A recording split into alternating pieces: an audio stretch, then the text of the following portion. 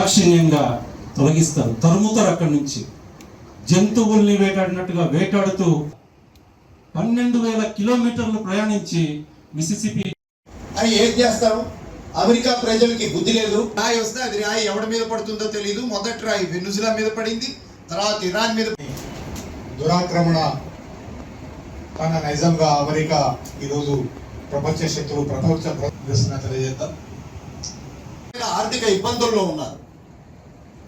అక్కడ కార్మికులకి కనీస వేతనాలతో జీవించడం చాలా కష్టమవుతోంది. ధరలు పెరిగిపోతున్నాయి, అప్పులు పెరిగిపోతున్నాయి. చదువుకోవాలంటే కష్టం, వైద్యం చేయించుకోవాలంటే కష్టం. ఈ కష్టాలన్నిటి నుంచి కడతీర్చే వాళ్ళు ఎవరు అని చూస్తున్నప్పుడు ట్రంప్ ఏమన్నాడంటే, నేను ఉన్నాను, నన్ను అధ్యక్షుడిగా ఎన్నుకోండి. ఈ కష్టాలన్నిటికీ కారణం అమెరికా డబ్బులన్నీ కూడా యుద్ధాల మీద ఖర్చు పెడుతోంది. ఆ డబ్బుల్ని యుద్ధాల మీద ఖర్చు పెట్టకుండా ఇదే దేశంలో ఫ్యాక్టరీలు తెరవడం మీద ప్రజల కోసం ఖర్చు పెడితే ఉద్యోగాలు వస్తాయి, అందరం సుఖంగా ఉండొచ్చు, అమెరికాని మళ్ళీ ఒక గొప్ప దేశంగా మార్చొచ్చు, మేక్ అమెరికా గ్రేట్ అగైన్ అనే నినాదాన్ని ఇచ్చాడు. ప్రజలందరూ నిజమే, యుద్ధం మీద డబ్బులు అనవసరంగా ఖర్చు అవుతున్నాయి. సంవత్సరానికి 2 సంవత్సరాల క్రితం 2024లో $978 బిలియన్ అమెరికా యుద్ధం కోసం ఖర్చు పెట్టింది. అంటే ఆయుధ తయారీ మీద ఖర్చు పెట్టింది సంవత్సరానికి. ప్రపంచ దేశాలు అన్నిటికంటే ఎక్కువ ఖర్చు పెట్టిన దేశం యుద్ధాలకి. ఆ తర్వాత 10 పెద్ద దేశాలు కూడా అంతగా డబ్బులు కలిపితే, అవి ఖర్చు పెట్టే డబ్బులన్నీ కలిపినా కానీ అమెరికా చేసినంత ఖర్చు అవి చేయలేదు.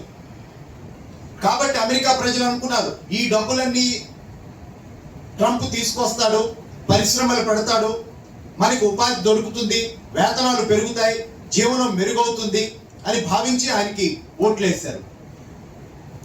ఆర్థిక సంక్షోభం నుంచి అమెరికా బయటకు వస్తుందని వాళ్ళు భావించారు. అంటే ట్రంప్ ఆర్థిక సంక్షోభంలో ఉన్న అమెరికాని రక్షిస్తాడు అని వాళ్ళు విశ్వసించారు. మన దేశంలో కూడా మనం అనేక ప్రభుత్వాల్ని అదే నమ్మకంతో ఎన్నుకున్నాం. ప్రస్తుత ప్రభుత్వాలు కూడా ఆ రకంగానే ఎన్నిక కాబడ్డాయి. ఆ ఎన్నికైన తర్వాత ఇవన్నీ మేము ఎక్కడ చేస్తా అన్నాం, ఇవన్నీ జుమ్లా, అంటే మేము ఎప్పుడు అనలేదు, ఇది ఉత్తుత్తినే అన్నాం తప్ప మేమే నిజంగా చేస్తామని లేదని అన్నారు అనుకోండి. సరే, జుమ్లానా అవన్నీ మన దేశ రాజకీయాలు వచ్చినప్పుడు మాట్లాడుకోవచ్చు. కానీ ట్రంప్ తను ఎందుకని ఈ జుమ్లా చేస్తానన్నాడు? ఈ జుమ్లా చేస్తానన్న దాన్ని విశ్వసించి ప్రజలు ఓట్లేసిన తర్వాత ఎందుకని వెంటనే మాట తప్పుతున్నాడు? ఇది అర్థం చేసుకోవాలంటే ట్రంప్ మొట్టమొదట శాంతి అధ్యక్షుడిగానే పరిపాలిద్దాం అనుకున్నాడు. కానీ ఆయన అనుకున్నది ఏంటంటే, అమెరికాకి చాలా బలం ఉంది కాబట్టి అమెరికా బెదిరిస్తే అన్ని దేశాలు లొంగిపోతాయి, ఆ బెదిరింపుల ద్వారా అమెరికాకి లాభాలు తీసుకొచ్చేయచ్చు అనుకున్నాడు. ఆ బెదిరింపులు ఎట్లా బెదిరిద్దాం అనుకున్నాడు? టారిఫ్లు విధించి దేశాల్ని లొంగ తీసుకోవచ్చు అనుకున్నాడు. ప్రపంచ దేశాలన్నిటి మీద ఒకేసారి వాణిజ్యం పైన విధించే టారిఫ్లని పెంచేశాడు. మన దేశానికి అమెరికా, మన దేశం నుంచి ఉత్పత్తుల్ని మనం అమెరికాకి ఎగుమతి చేస్తే 3% టారిఫ్లు చెల్లించేవాళ్ళం. దాన్ని ఏకాఏకి 50% పెంచాడు. 25% మీ దేశం మీద విధిస్తున్న టారిఫ్, 25% మీరు రష్యా నుంచి ఆయిల్ కొనుగోలు చేస్తున్నారు కాబట్టి మీకు పనిష్మెంట్ అని 50% టారిఫ్ విధించాడు. మన ప్రభుత్వం చాలా కష్టపడి చాలా రకాల ప్రయత్నాలు చేసి మీకు కావాల్సినవి మేము ఇచ్చుకుంటాం, మమ్మల్ని మినహాయించండి అని అంటే అమెరికా కొన్ని షరతులు విధించింది. గూగుల్ లాంటి సంస్థల మీద భారత ప్రభుత్వం 3% పన్ను విధించేది. అమెరికా సాఫ్ట్వేర్ కంపెనీలు వేటి మీద కూడా మీరు పన్ను విధించకూడదు అనేది ఒక షరతు పెడితే ఇవాళ డిజిటల్ ట్యాక్స్ 0% చేసింది మన ప్రభుత్వం. అమెరికాకు ఆ రకంగా రాయితీ ఇచ్చింది. ముసలి వాళ్ళు చనిపోతారు, అనేక వ్యాధుల బారిన పడి చనిపోతారు. అట్లాంటి దుర్మార్గమైనటువంటి పద్ధతుల ద్వారా ఈ రోజు ఉన్నటువంటి అమెరికా పెరిగింది. ఈ రోజు మనకు కనిపించే అమెరికా వెనుక అంతటి దుర్మార్గమైన చరిత్ర ఉంది.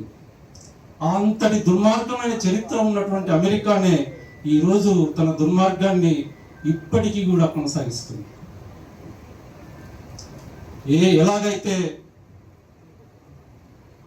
ఆఫ్రికన్ స్లేవ్స్ ద్వారా తమ వైభవాన్ని పెంచుకున్నారో, ఎలాగైతే నేటివ్ అమెరికన్స్ జంతువుల్లాగా వేటాడి తమ భూభాగాన్ని పెంచుకున్నారో అదే పద్ధతుల్ని ఇప్పటికి కూడా అమెరికా కొనసాగిస్తుంది.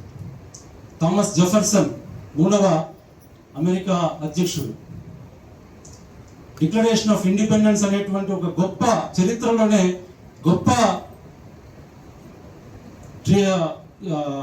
డిక్లరేషన్ రాసినటువంటి వ్యక్తి. All men are created equally అనేది ఆ డిక్లరేషన్ ఆఫ్ ఇండిపెండెన్స్ లో చాలా ముఖ్యమైన భాగం. ఆ Thomas all men are created equally అని రాసినటువంటి థామస్ జెఫర్సన్ దగ్గర 600 మంది బానిసలు ఉండేవారు. అది వాళ్ళ యొక్క హిపోక్రసీ, అమెరికాలో ఉన్నటువంటి హిపోక్రసీకి పరాకాష్ట అది. అట్లాంటి అమెరికా ఈరోజు ప్రపంచానికి శుద్ధులు చెప్తోంది. ప్రపంచాన్ని కాపాడడం కోసం వెనుజులా నుంచి మదురోను కిడ్నాప్ చేసినానని చెప్తోంది.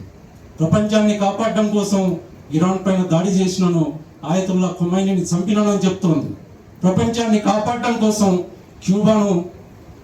క్యూబాలో అధికారాన్ని మార్పు చేస్తానంటుంది. అట్లాంటి అమెరికా యొక్క దుశ్చర్యలను మనం అర్థం చేసుకోకపోతే, దాన్ని ఖండించకపోతే, దానికి వ్యతిరేకంగా నిలబడకపోతే భవిష్యత్ తరాలకు మనం సమాధానం చెప్పాల్సినటువంటి అవసరం ఏర్పడుతుంది. కాబట్టి దీన్ని కూలంకషంగా చర్చించడం కోసం అరుణ్ కుమార్ గారిని రిక్వెస్ట్ చేయడం జరిగింది ప్రోగ్రెసివ్ థింకర్స్ ఫోరం తరపున. ఆయన వెంటనే అంగీకరించి దీనికి వచ్చినందుకు ప్రోగ్రెసివ్ థింకర్స్ ఫోరం తరపున ఆయనకు మనస్ఫూర్తిగా ధన్యవాదాలు తెలియజేస్తున్నాను. Thank you.